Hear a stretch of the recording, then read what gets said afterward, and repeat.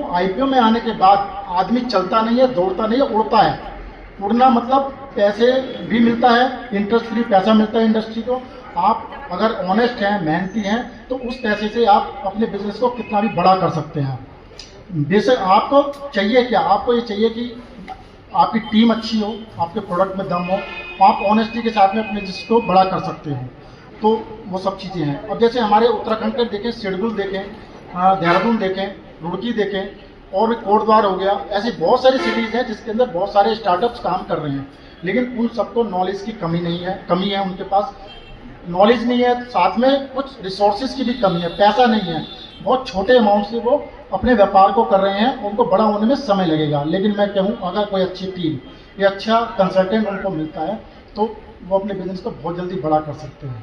SME लाना का जो मोदी जी ने जो एसएमई का प्लेटफॉर्म खोला है, इतने 10-12 साल हो गए, इतना अच्छा प्लेटफॉर्म है। मैं अपने कैरियर में देखता हूँ कि जिनकी छोटी छोटी फैक्ट्री हुआ करती थी, आज 4-4, 5-5 फैक्ट्रियों के मालिक हैं, बहुत अच्छी काम कर रहे हैं।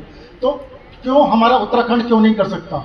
मैं भी आपको बता दूं, बाय बर्थ मैं भी रुड़की से ही हूँ, और बहुत सालों से तो हम दिल्ली में रहते हैं। लेकिन जब पता चलता है कि उत्तराखंड में कुछ हो रहा है तो अब आने का मौका मिलता है तो हेल्प करते हैं।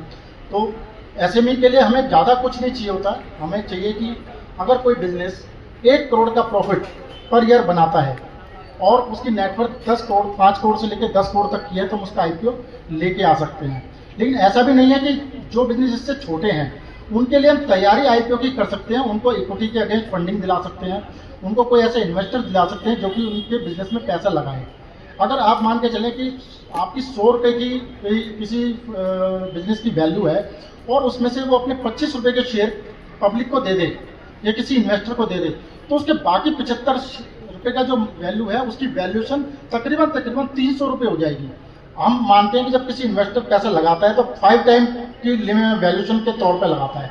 मतलब अगर कोई 1 करोड़ रुपए की किसी की वैल्यूएशन है तो बाजार उसको 5 करोड़ रुपए की वैल्यूएशन देता है कि कम से कम ये 4-5 सालों में 5 करोड़ का तो बन ही जाएगा।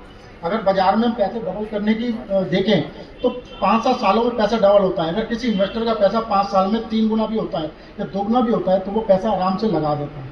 तो कहने पर्पज ये है कि एसएमई आईपीओ एक बहुत अच्छा प्लेटफॉर्म है।